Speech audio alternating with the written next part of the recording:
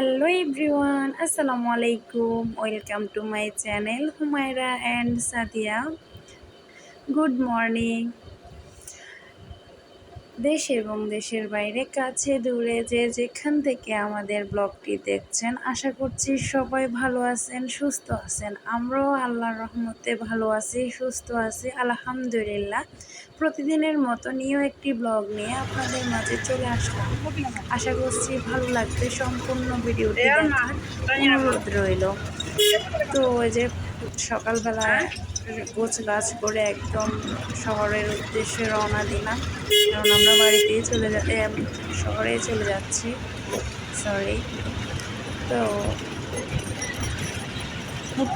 হঠাৎ করে আমাদের সিদ্ধান্ত হয়েছে আমরা বাড়িতে আসছি, আবার হুট করে সিদ্ধান্ত আমরা চলে যাচ্ছি। কারণ আমাদের সিদ্ধান্তটাই হয় হুটহাট করে, মানে তাড়াহুড়োর মধ্যে হয়। বাট এবারে একটু অন্যরকম হয়ে গেল। কারণ হচ্ছে যে আমরা কয়েকদিন বেড়াবো ভাবছিলাম গ্রামের বাড়িতে, কারণ সহজে আসা হয় না। গ্রাম আমার কাছে বরাবরই ভালো লাগে। কার না ভালো লাগে বলেন? এত সুন্দর দৃশ্য, প্রাকৃতিক দৃশ্য, সবুজ শ্যামল, সব কিছুই না অনেক ভালো লাগে।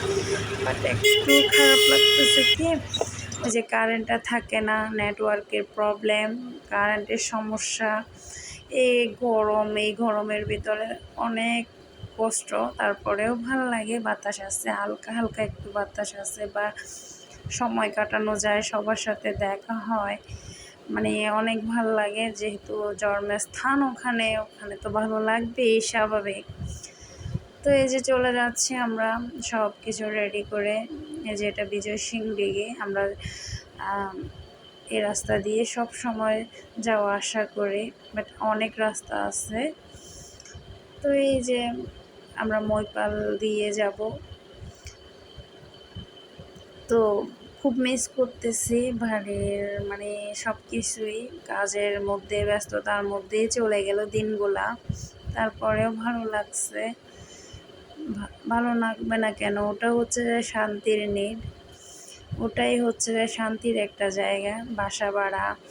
ভাড়া বাসায় থাকা কি এত ভালো?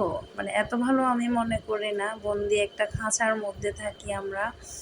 যখন সময় পাই না, তখন আমরা বাইরে যাই বা একটু ঘোরাফেরা করতে যাই, একটু চাঁদে যাই, নাইলে তো এই বন্দি খাঁচার ভিতরেই আমরা আটকা পড়ে থাকি। তো এই গ্রামের প্রাকৃতিক হাওয়াটা, বাতাসটা আমাদের গায়ে লাগে, ভালো লাগে। পাখির ডাক বলেন, অনেক ভালো লাগে আমার কাছে। জানি না কার কাছে কেমন লাগে, বাট আমার মনে করি সবার কাছে ভালো লাগবে। এটাই আমাদের ভালো লাগার একটা জায়গা, গ্রাম দৃশ্য এগুলাই। শহর এত এত আমার কাছে ভালো লাগে না, যেটা সত্যি কথা। তারপরেও বাধ্য থাকতে হবে, যেহেতু পরিস্থিতির কারণে আমরা বাসায় থাকা, তো থাকতেই হবে। তো এই যে আজকে দেখতেছি যে প্রচুর জ্যাম, শুনলাম নাকি 2-1 দিন নাকি অনেক জ্যাম শহরে, বেনিতে। তো এখন কিছুই করার নাই, চলে আসতে হবে, ছাড়তে হবে। কারো এক জায়গায় স্থায়ীভাবে থাকে না, কেউ থাকতে পারে না। সময়ের সাথে সাথে সব কিছুই পরিবর্তন হয়, চেঞ্জ হয়, স্বাভাবিক, মেনে নিতেই হবে আমাদেরকে। তো এই যে আমি আপনাদের মাঝে কিছু কিছু জায়গা শেয়ার করতেছি। যেমন এটা হচ্ছে যে আমাদের মইপালের একটা বাজার, কাঁচা বাজার বলেন, মাছ, সব কিছুই পাওয়া যায়। তো এটা হচ্ছে যে প্লাজা, মইপাল প্লাজা মোবাইল শোরুম। এটা বড় একটা মার্কেট।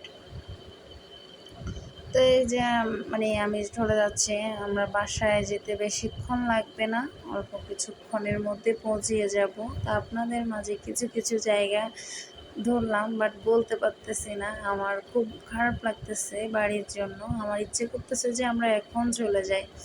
হঠাৎ করে চলে আসা হলো, কারণ হচ্ছে যে আমাদের একজন কাছের প্রিয়, একদম খুব কাছের মানুষ বাইরে থেকে আসবে।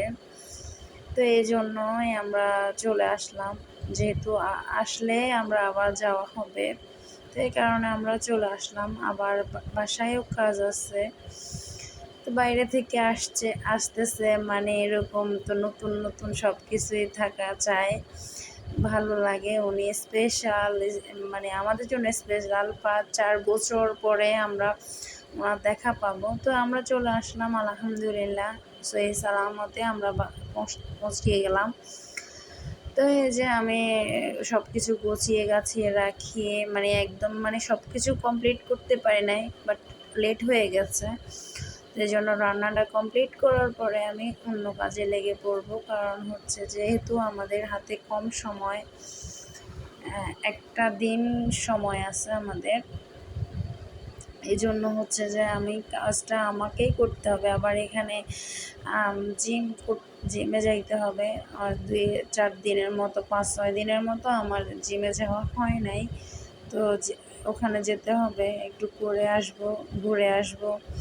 তারপরে কিছু বাজার আছে, ওগুলো করতে হবে। তো এই যে আমি রান্নার কাজটা শুরু করছি, আবার শেষও করব।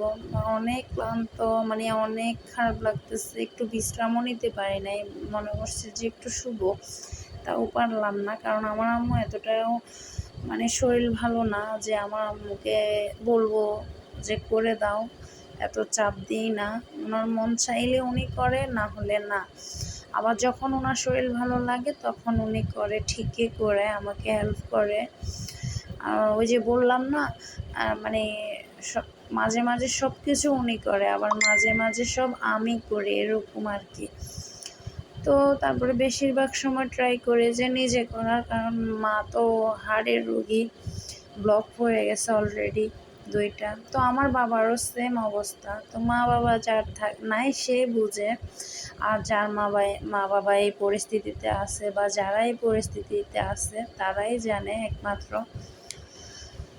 তো এই যে আমি একটু আমার মেয়েকে একটা ডিম দিলাম, আমি একটা ডিম খেলাম, কারণ আমি ক্ষুধার্ত, সকাল থেকে কিছু খাই নাই। তো আমার খারাপ লাগতেছিল, একটু প্রেশার একদম লো হয়ে গেছে। আমি এরকমে, কারণ আমি মানে আমার একদম অনেকক্ষণ লম্বা টাইম আমি গ্যাপ দিয়ে থাকতে পারি না। আমার মানে কিছু খাওয়া লাগে যেটা আমার প্রেশার ঠিক রাখে। তো ওটার জন্য আমি মানে 2 ঘন্টা পর পর কিছু হালকা কিছু খাওয়ার চেষ্টা করি। এটাই করতে হবে যারা ডায়েট করে বা যারা এক্সারসাইজ করে আলাদা করে, তাদের জন্য এই রুটিনটা থাকতেই হবে, মানতেই হবে, এইসব রুলসগুলো মানতে হবে। তো এই যে আমার রান্নাটা কমপ্লিট হয়ে গেল। তো আজকের মতো এখানেই বিদায় নিচ্ছি। পরবর্তী ব্লগের জন্য অপেক্ষায় থাকবেন। আল্লাহ হাফেজ।